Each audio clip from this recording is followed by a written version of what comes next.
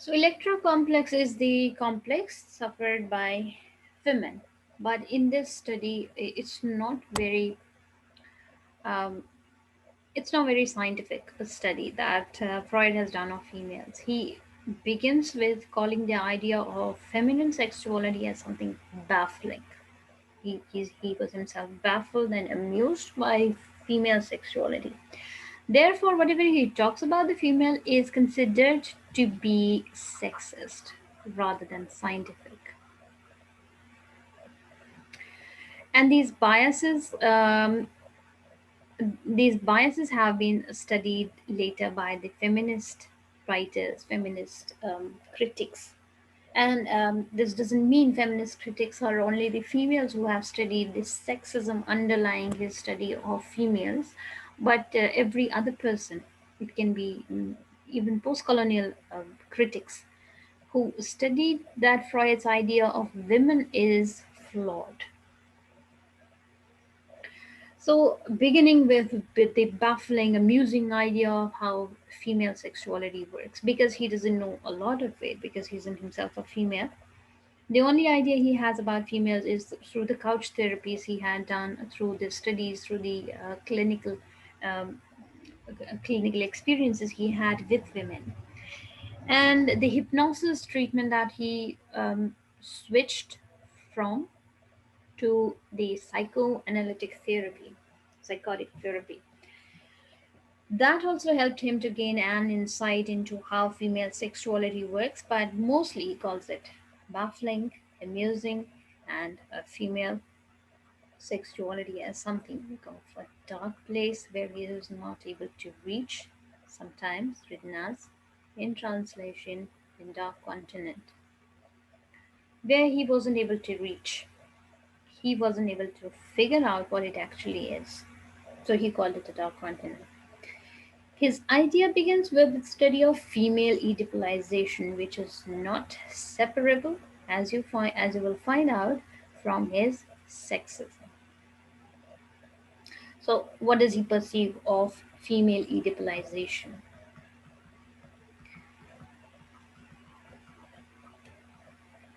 The female Edibilization begins with him perceiving the little girl perceiving herself as inferior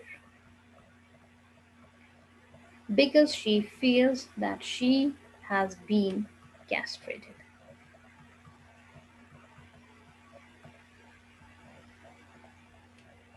And this turns in disillusionment from her similarity of castrated mother to the project of seducing the father.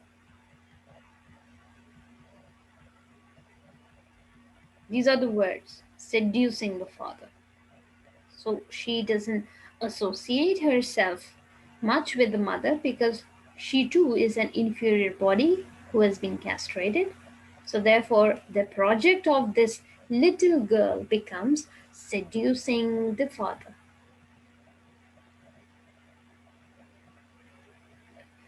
So, but since this project of seducing the father is eventually doomed, she cannot do it because of the father's law. Since it's eventually doomed, she too starts identifying herself with the mother.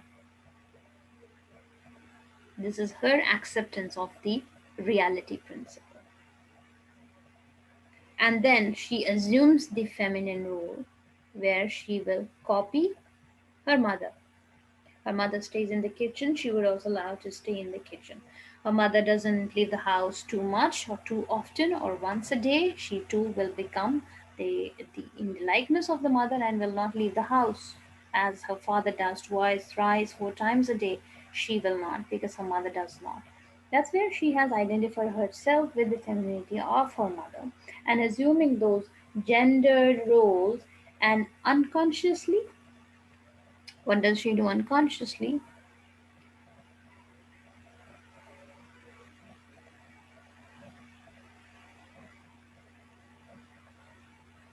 These are also the words of Freud.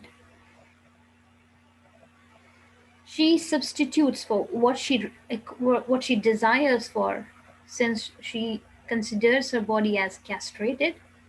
She lacks something. The word lacks is not used by Freud. This lack is used by Lacan. We'll come to it later on. This is Lacanian concept of lack. So this lack of something in her physicality, in her biological body, she tries to substitute that lack. She tries to substitute that lack. How does she try to figure that? Try to substitute that. She desires to bear a child of her father. So if she is not able to acquire her father, she accepts that. If she is not able to um, acquire a body similar to that of a man's because she is castrated, then let her substitute it with a child from her father. This is where feminists call it. This is unacceptable. A little girl thinking about all this substitution of the body with the child of her father, and the project of seducing the father is where Freud is rejected by feminists. And general overall rejection of Freud is basically founded on his idea of females and femininity. So now she aspires to acquire because she envies the penis. It's called penis envy. In that envy, what does she wish to have? She wishes to bear a child of the father, substituted with the baby. And this will give you the idea of how a girl plays with the dolls that she has in pre-Oedipal stage, and how she plays with the same dolls in post-Oedipal stage. Post-Oedipal stage is where she has accepted her femininity and she is only mirroring, reflecting, or copying the roles that her mother plays with the child. She bathes the child, she washes them up, changes the clothes, does whatever the mother does with the child. But in the pre-Oedipal stage, it's something else. Or during the Oedipalization, when she still has love for the father, and when she still has this penis envy. Freud then also fails to explain what makes her abandon this idea. Since in case of boys, he tells you that boys fear something. There is a threat. There is a threat of castration. But जी आपको there's a there's a threat of castration in case of boys. Freud fails to explain girls have no such threat of castration because they are already castrated body. What makes them switch from seducing the father to accepting the femininity? Do you get the criticism? That if boys fear the threat of being castrated, a woman already castrated, what does she fear? Why does she not continue with the project of seducing the father, the project of desiring a child from her father? What makes her accept the femininity when there is no threat?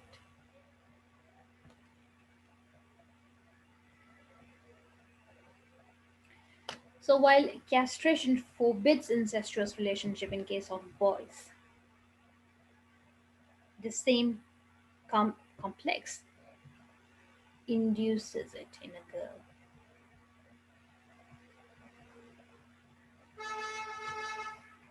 That's the criticism.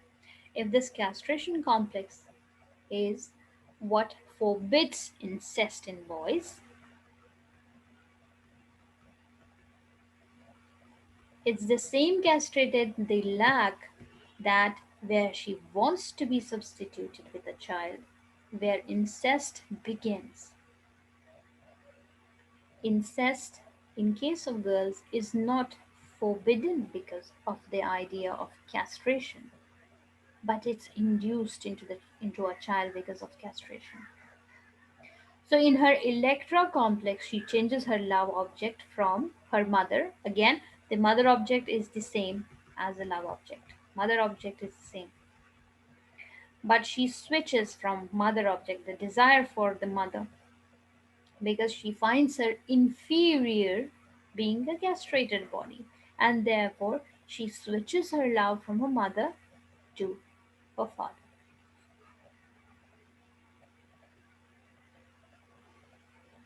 So it was castration in this case, the threat of castration, that the boy switches his love from mother to the father.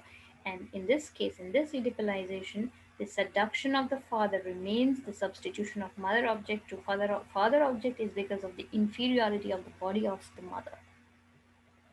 So while a boy's love object remains the same mother forever in the unconscious, a change in a female's love object also makes female uh, Edibilization complex. Why this switch? Does this explain everything? Inferiority of the body? It's not plausible. It's not plausible. Just because she finds the body of the mother inferior, all of a sudden she switches her love to the father. So this is where Freud is criticized. Now in the post-Oedipal stage,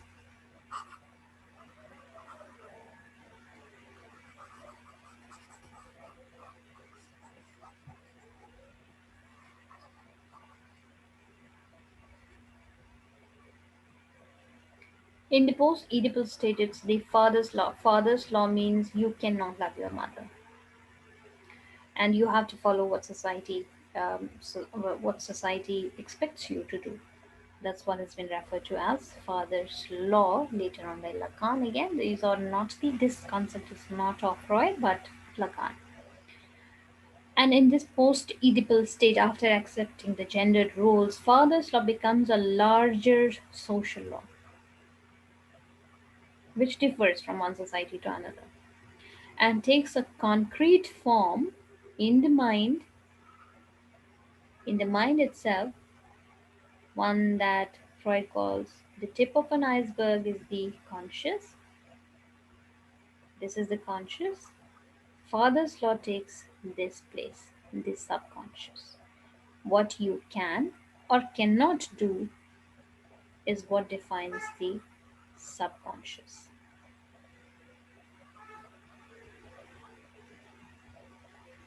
Initially, I called it the right or wrong you feel can or cannot be done. Now, subconscious you can take to be the social law, which is not just father's law, that of a family, but society explains what is incest for you and what is not. Like the uh, explanation you have in your religion, who you can marry and who you cannot, who is a mahram for you and who is not, is this creation of your subconscious. You should feel bad about thinking the other way around because it's wrong. These rights and wrongs are defined by the social law. It can be based on religion, it can be based on myth, it can be based on tradition, since it has been followed forever. It can be based on anything, but this is how subconscious in an individual mind is created. Is it clear so far? Any questions about all this?